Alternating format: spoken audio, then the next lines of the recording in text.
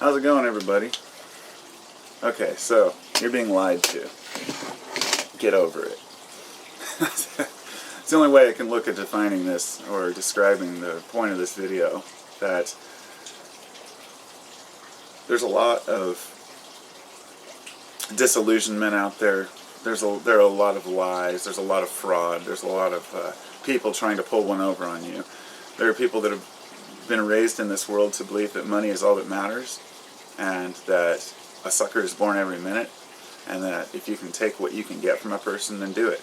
And there will always be people who believe that.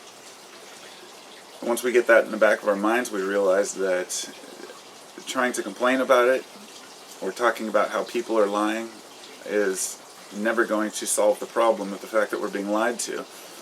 And so I would just like to offer my opinion on this subject, which is that there's a certain amount of learning you have to do in order to derive a proper conclusion or an opinion about something. We could believe something is true all we want, but if it's not serving us, then there's no point in it. But I think that when people realize that people have always lied to each other, it gets me to this realization of one of my old favorite quotes, which is that you cannot cheat an honest man. And I've heard of folks say they're complaining because they got screwed over in the stock market. All I can say is you screwed yourself in the stock market, because if you had made gains, you wouldn't be complaining about that. But as soon as we lose out on something, or if we lose a bet, or I guess the problem with feeling sorry for people who lose their money gambling, say that's just a very stupid choice that you made. You chose to have that addiction. You knew that you were going to lose, but you let your mind get the better of you. Drug addiction, gambling addiction, these are all different ways that we deal with life, but we're being cheated when, I should say, there are a lot of people who are willing to bullshit others in order to make a profit on them in many different ways. And it's something that, yes, we need to deal with as a society, but you have to realize we are dealing with it. That we don't respect cheaters and liars. That people who do bad things are generally dismissed as being corrupt or having the bad morals or bad values by society.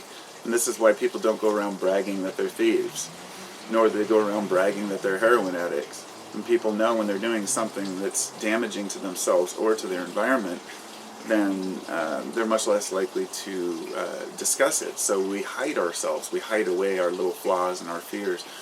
But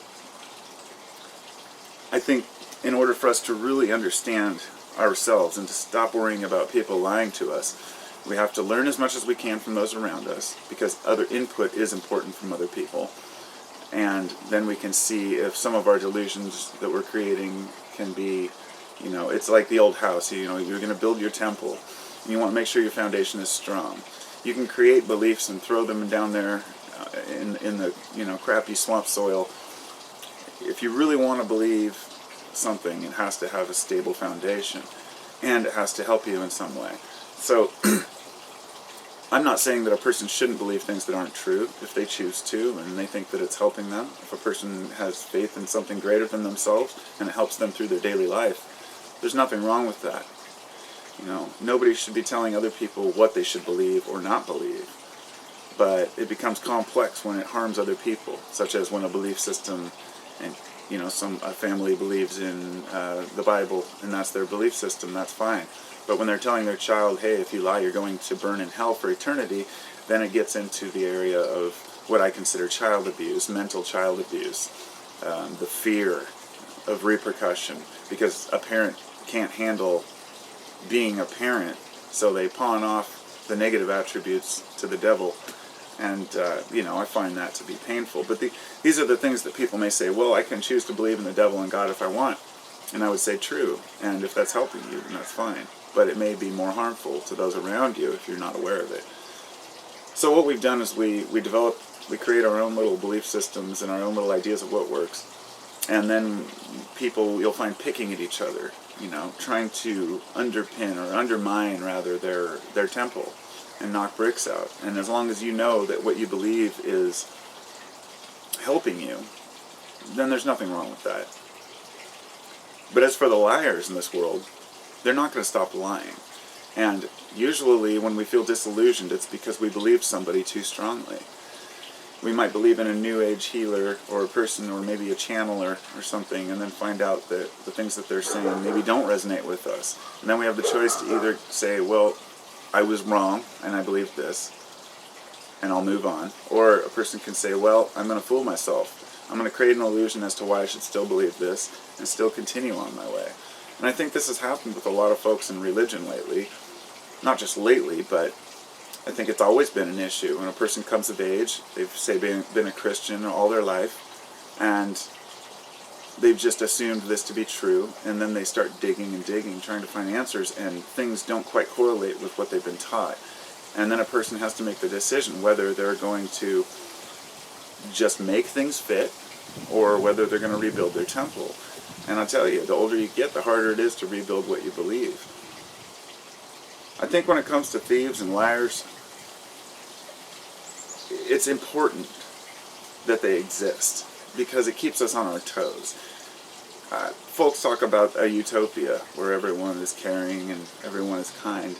I don't see that as really existing, because you have to have something to compare that to. And if everyone was kind, then we would just find a less kind act to be an evil act, if you know what I mean. If everybody was a rapist and a murderer, then we'd have a different opinion. Well, society wouldn't exist. But my point being that everything that we consider to be good and bad is based on perspective, comparing to what we consider to be normal. And to try to sum this whole video, I guess, up in a small ending here, it would be that people are always going to lie to us, and there will always be cheaters. All we can do is use that to learn where not to make mistakes, and it keeps us on our toes. But at the same time, we find out which areas people do cheat and lie in, and why they do it. And often it's for money, and sometimes it's merely for respect. A person claims that they know something because they want the respect of their peers. Or maybe a person has a scientific experiment they carried out, and for years they spent all this time working on this and invested in this, and then they start to, in the back of their mind, they do a test that says what they believed wasn't true. And many people will just continue on and try to look for that confirmation bias that shows that it was true. So people aren't always lying just to lie. They're lying because they're afraid of being ridiculed. So it's very important for us as individuals to take initiative in our own lives, to know ourselves, because then when people say, hey, you were wrong, or this is not true, then you don't have to stand up and try to defend yourself and your point over and over, because, when you know that you're wrong. Because knowing that mistakes are part of growth is a very crucial component, I think, to living successfully and happily.